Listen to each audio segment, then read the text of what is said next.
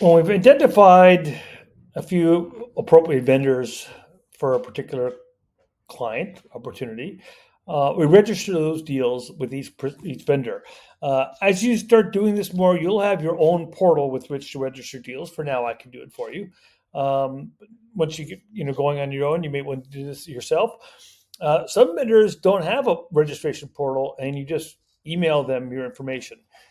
When I first talk with before I first talk with a client, I just put it in a text file or in a note file in the CRM, where I just have all the contact information, the website, their name, their phone number of the contact, their email address. And so here I'm logging in to say Ring Central. That's a good example of what a vendor portal might look like. And here you'd have all the deals under your name, not the whole company. You'll have your own vendor access. Here I go to sales. And everyone's a little different, but deal registration is what we're looking for. And here I register, look, a new deal. They're all very similar. It's easy to find your way around. Again, when you do this first, I'll walk you through it and I'll do it for you. So there's different nuances with them. For Ring Central, it's channel harmony is what they call it. Partner contact, it would have your name. So this is the first name, last name. Here, sorry, Ring Central. Again, if you don't know things when you register a deal, put whatever you think makes sense. It all can change. You're not locked in any of this stuff. So I just put here pro services installation. It all doesn't matter today. But name of the client, Bill Smith. That's our potential client. IT director. Company name, IBM, whoever it may be. Their address, state, Alabama. I'm not going to make a real one, because if I make a real one and I hit submit, I'll have an account executive and my channel director at Ring Central reaching out saying, hey, tell us about this client. We see you registered it. Let's have a quick 15-minute call and talk about this. And when would you like us to engage with your client? Let's walk through this some more. Tier name, again, what is this? It's Ring CX, this contact center, or just office. I know this. I do this enough.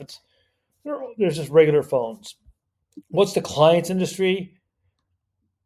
Computer services. And what version of Office is this? Again, don't worry about the stuff, because all this changes when the account executive at the vendor speaks to the client and we have a discovery call, this demo call with the vendor. All this gets changed. Right now, it's just anything just to get the deal going. IBM.com, a number of locations. They have 4 locations, I think. To me, it seems like they have 200 employees. Hey, I could be wrong. Estimated close date. We never know this. Who knows when they close? Almost with every client I do this, I just put it out 3 months. It's arbitrary. Who knows? Unless they tell you we must close by this date, rarely we have that information. How do you acquire this lead? How do you answer that? Walking down the street, having a cup of coffee. I just put campaign. I put just, I put anything, benign in there, move away. No one asks. I don't know what's the field. Description. Some of these portals allow you to put a longer description in there. Others truncated. I usually have a block of notes. I have the company information on top, then I have whatever notes I have on them. Hey, there are 500 users. They're coming off of Cisco on-prem. They're looking to migrate, but they need a strong Teams integration and Salesforce integration.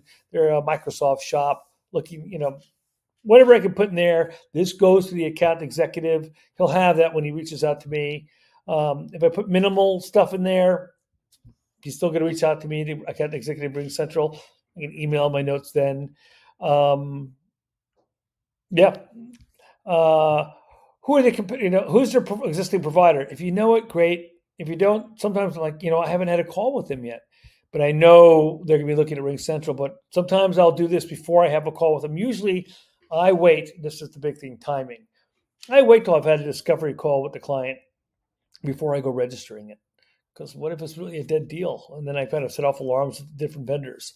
But if I think it's moving quickly, if I think they might not have a call with me, but I know they're in the market, I'll register it like a chess game just to kind of cover my bases anyway.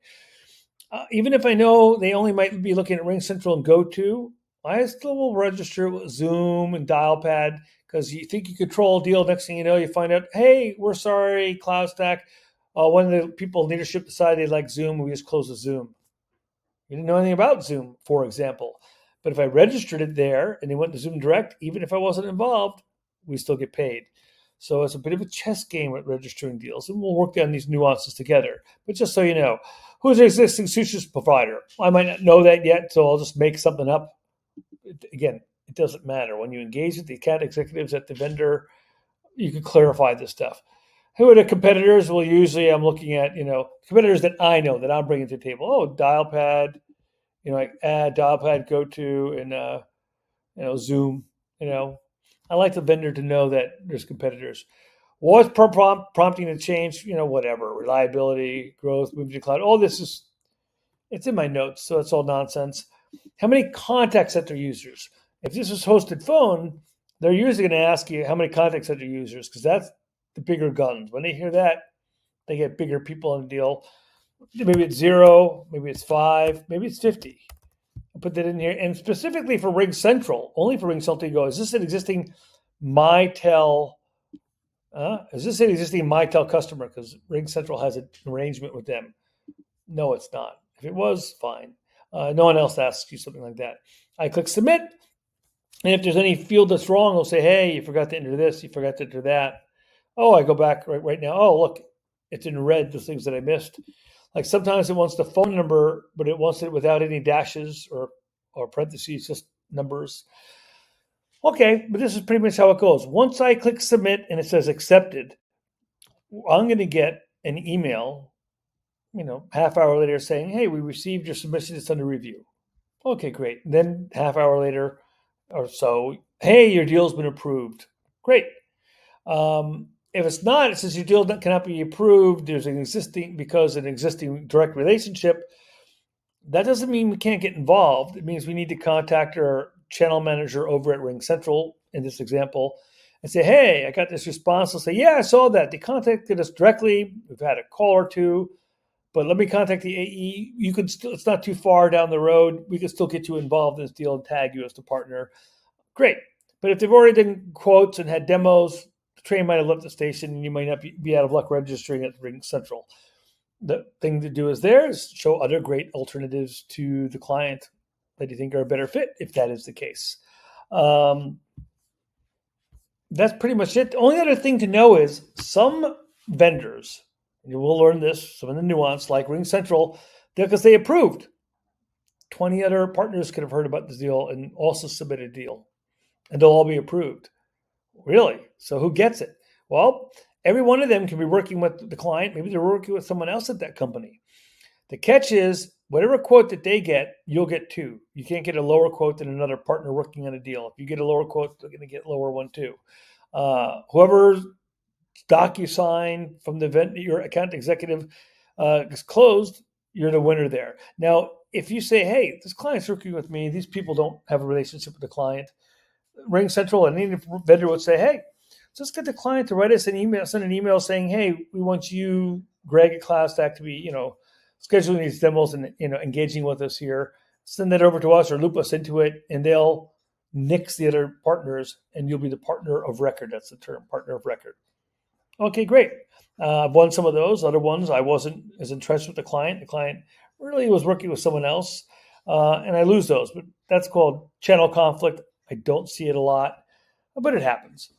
And that's kind of the brief overview on registering a deal. Again, every portal is a little different. Some of them you just email over there. And if you're ever really busy, we can just email it directly over to the channel manager at that particular vendor and say, hey, I don't have time to register. It's on the portal. Please register this for me. I'll shoot you back an email saying, hey, great, I'll do that for you. And once they do it, you'll get the same email pending and approval. Under each, in my Outlook, I have a folder called opportunities. And under opportunities, I'd have, say, this example of making IBM. And under IBM, I'd have 3 nested folders.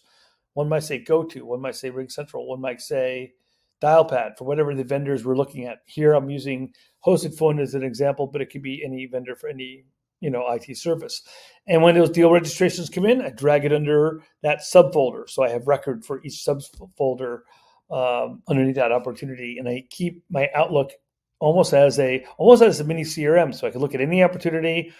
I could see any of the conversations I'm having with that client about that particular vendor, and count and emails from that account executive about that opportunity in their own folder underneath the opportunity in Outlook.